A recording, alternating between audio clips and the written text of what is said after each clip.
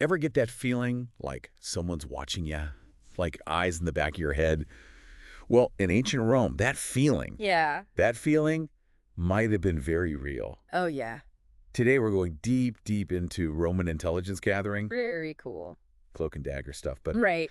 with togas and gladiators. Yeah. I mean, it's a side of Roman history that we Sure. don't often talk about, but Yeah, it's so crucial to understanding how they maintained their power totally agree. And, for so long. we've got this amazing expert, Dr. Simon Elliott, on Roman military history. Yeah. He was featured on the Ancients podcast. You know that one. Oh, yeah. I love that show. And Yeah. he really brings this shadowy world to life. He does. What's fascinating to me is how Yeah. the Roman Secret Service wasn't just like one big organization. Right. Like, it evolved, It evolved. just like Rome, Uh-huh. from whispers in the Republic to this whole structured system. Yeah. And actually, Dr. Elliot brought up a really interesting point. Okay. In the early Republic, Yeah. Romans thought spying was like Like what? Beneath them. beneath them. They saw themselves as conquerors, not, Yeah. sneak thieves. Right. So all Nah, the- veni vidi vici. Yeah, exactly. Yeah, all that bravado. Left no room for like No stu- subtlety. No subtlety. Right. It seems that way. Ah.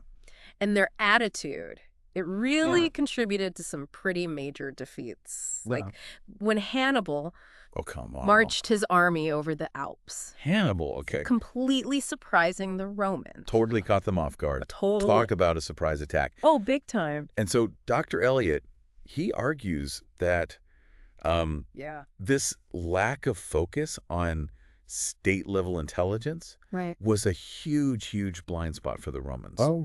They were so focused on the military stuff, On the battlefield. what was happening on the battlefield. Yeah. They totally missed the bigger picture. Absolutely. They weren't paying attention to like the strategic level, Right. like their enemies' motives. Understanding what Yeah, anticipating the threats before they even. before they came up. Yeah. Okay, but then Ah. Augustus, Frame something. Rome's first emperor, Yeah. comes along. Right.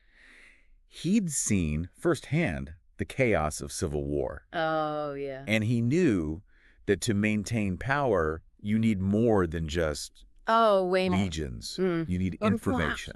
Information. He was a pragmatist, Augustus. Okay. He may not have Infor- publicly embraced spying, but he knew its value. he did it. He understood it. So Yeah. he started this network Okay. of informants, Like the eyes and ears of his regime. Okay, so these Delators, Delatores, Yeah. were they like what? Like ancient Roman gossip mongers. gossip mongers? Yeah, trading secrets in the forum. Oh, they were more than that. More than that. They were more than just gossips. They were Augustus's way of keeping his finger on the pulse of the empire. The empire. They were reporting on potential threats, conspiracies, Wow. whispers of discontent.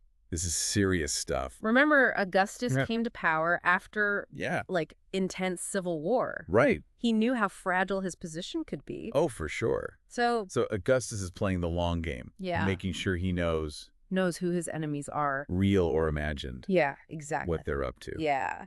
I guess when you're the emperor. Paranoia yeah. is a survival skill? Could be. Yeah, it seems that way. Yeah. And this need for information, Yeah. this anxiety about Mm. potential threats, Like that became like a hallmark of the Roman Empire. a hallmark, yeah. Future emperors inherited not just Augustus's throne, but his No. need to know. His need to know. Yeah. And that brings us to Domitian, this emperor who really, okay, formalize the Roman Secret Service. he formalized it. Okay. And this is where it gets interesting. All right, I'm ready. This organization, the Frumentum, Commentum. okay, Right. didn't come from Yeah. like some shadowy cabal of spies. Okay. It actually evolved from And- the grain supply system. What? The grain. The grain. Okay, help me out here. All right, so How do bread deliveries lead to espionage? the Frumentarii, Fermentari. the men who made up the Frumentum, Okay. they were originally tasked with Hmm. making sure the Roman legions on the frontiers were supplied. Supply, okay. They traveled They traveled all over, right. all over the empire The Roman roads. using the Roman roads, Seeing everything, hearing everything. seeing and hearing everything. So they were like Ah. ancient Roman truckers. Long haul truckers But instead of hauling cargo, hauling information. that's information. Wow. precisely. okay. They had access to Yeah. all levels of Roman society. Wow. Bustling port cities, remote military outposts. Oh, wow. Domitian saw the potential of this network Wow. and formalized their role. So from delivering bread to delivering intelligence reports, Yeah. talk about a career change. That's a big one. So who were they reporting to? Was there like a Roman? Yeah, like a shadowy figure. Yeah. Well, they reported to one of the emperor's key advisors, Oh, someone who had his ear and could interpret the information. so gathering all this information, they need Big headquarters. a headquarters, a lair, A lair, yeah. where secrets are whispered. Plots are hatched. So where was the Roman MI6? Their base of operations was the Castra Peregrina, The Castra Peregrina. All right. strategically located on the Caelian Hill, Okay, I see where you're going with this. overlooking the heart of Roman power. Oh, wow. A bird's eye view of the empire. Yeah. They could see everything from there. Anticipate anything. It really shows how seriously they took intelligence gathering. They were serious about. They weren't just relying on, Yeah. ad hoc informants anymore. Right. They were building a system, A real system. the dedicated organization, Wow. clear chain of command. Okay, so from these informal networks Yeah, to these official agencies, right. the Roman Secret Service Is really taking shape. is taking shape. But it wasn't just about external enemies. These frumentari Yeah. were also involved in internal affairs, Really? Like what? monitoring the legions, huh? investigating corruption, Oh, I don't know. keeping an eye on dissent within the empire. Oh, that's interesting. And that's where things get a little A little room. murky, a little more complicated. More complicated, yeah. Yeah, it seems like a slippery slope, doesn't it?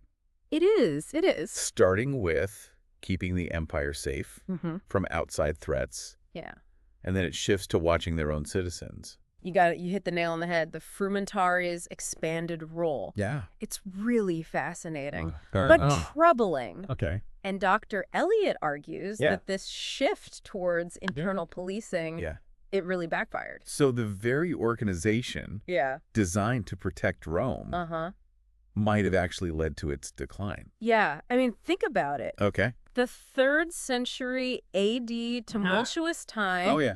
for Rome, Yeah. civil wars, barbarian invasions, Oh, wow. economic instability. This is bad. It, Like everything's going wrong. everything's going wrong. So much pressure and anxiety. A recipe for disaster. Oh, yeah. It was. Yeah. And in these times of crisis, Hmm. emperors often turned to their intelligence services Okay. for not just information. Oh, for The Trono. Oh, so the Frumentari went from being the eyes and ears to being the iron fist. In a way, yeah. They were given more and more authority. Yeah. More resources. Yeah. Fewer restrictions. Well, this sounds bad. Yeah, they were used to suppress dissent, Wow. enforce tax collection, Bruh. even eliminate political rivals. That's brutal. Yeah, imagine the fear, Yeah. the resentment Oh, yeah. that this created. This is not a good look. No, it wasn't a sustainable strategy Oh. for long-term stability. So the Secret Service, Yeah. trying to control everything, Right. ended up losing control. Yeah, That's a lesson right there. it is a lesson about the dangers of unchecked power. Yeah, for sure. Absolutely. So thankfully, Thankfully. it seems the Romans Yeah. realized this. They did eventually enter Diocletian, Diocletian, okay. an emperor who came to power Yeah. at the end of the 3rd century. Okay. He was a A reformer. reformer, okay. He understood What did he understand? that the empire needed a total overhaul. A total overhaul. And of that included the... intelligence apparatus. Okay, so Diocletian Yeah, hit the reset button on the empire. he did. Decided to reboot the Secret Service, too. He did. He recognized that Yeah, the yeah. Frumentari, Yeah. they become too powerful, Too powerful. too corrupt, Right. too closely associated with, With the bad stuff. yeah, with the excesses of the previous regimes. Okay. So abolished the whole organization Got rid of it. and created two new distinct agencies. Division of labor. Yes, exactly. Okay, what were they? Okay, for external affairs, Uh-huh. he established the Agentes Revis. The Aegeans and Rebus. Okay. They were like the Roman CIA, Oh, the CIA? operating undercover, Wow. beyond the empire's borders. This is cool. Yeah, their tasks included Like what? gathering information, Yeah. conducting covert operations, Bro. engaging in All right. diplomatic back-channeling. Okay, so this is The cloak and dagger. Cloak and dagger, yeah. Infiltrating enemy camps. Yeah. Sending coded messages. Yeah. Maybe even a A little... little intrigue and assassination. Whoa, really? Yeah, it's fascinating to Yeah. think about these Roman agents Yeah. operating in the shadows, Real spies. shaping events. Yeah. But Dr. Elliott points out, Yeah. we don't have We don't have a lot of information on them. a lot of detailed Yeah, account, which makes sense, right? which I guess That they were good. is a testament to how effective they were. The best spies are the ones you never hear about. Exactly. Okay, so what about internal security? Wow. Who took over for the Frumentari?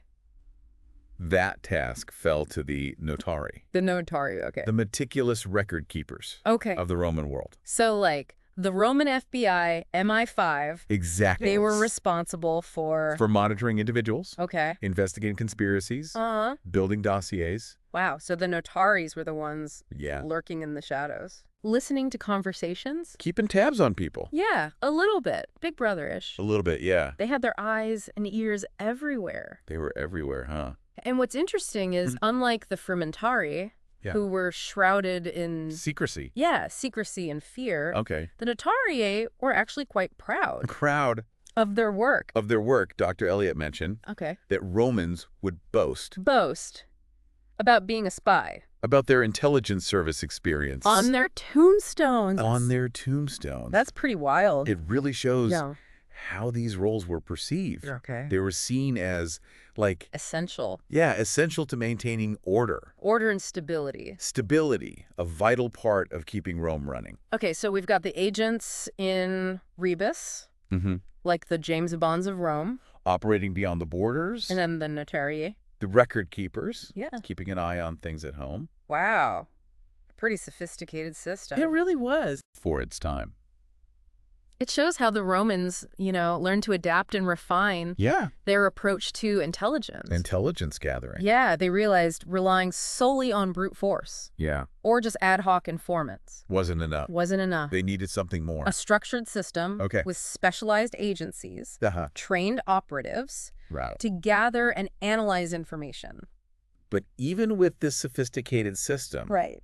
Rome still fell. Yeah. So does that mean Does that mean there are limits to even the best? to intelligence agencies? Yeah. Or were there other things going on Other factors. that even the best spies couldn't stop? That's a question Yeah. historians have been asking Yeah. for centuries, Yeah. and one we'll keep thinking about when we Right. come back. So we're back and still thinking about this question,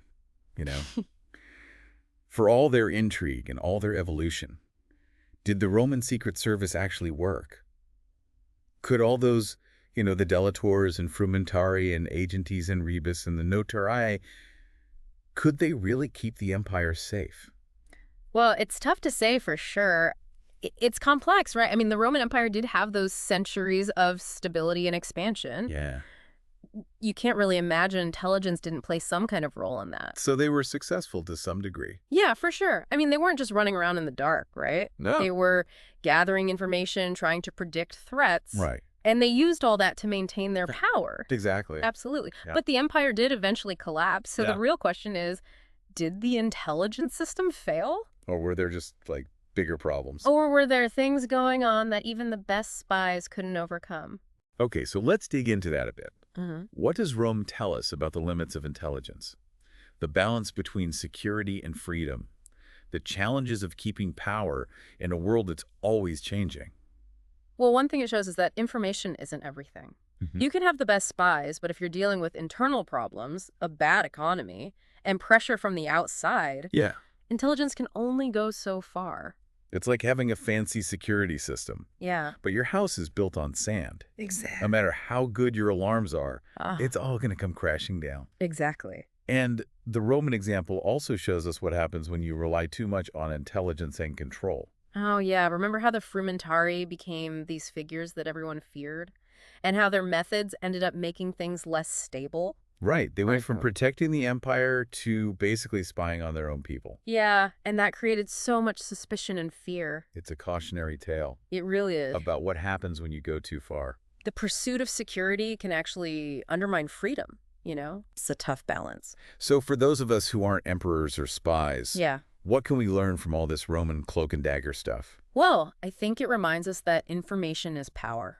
It always has been, and it always will be. It doesn't matter if it's ancient Rome, the Cold War, or the digital world today. Understanding what's happening, knowing the threats, making good decisions, Yeah. those are all essential. But it also reminds us Yeah.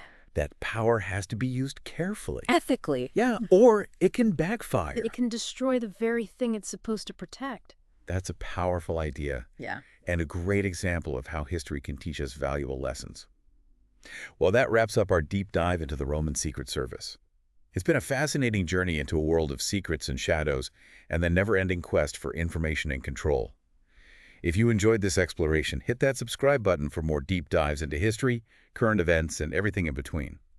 Until next time, stay curious, stay informed, and hey, the next time you see someone hanging around the olive oil aisle a little too long, they just might be a modern-day delator in disguise.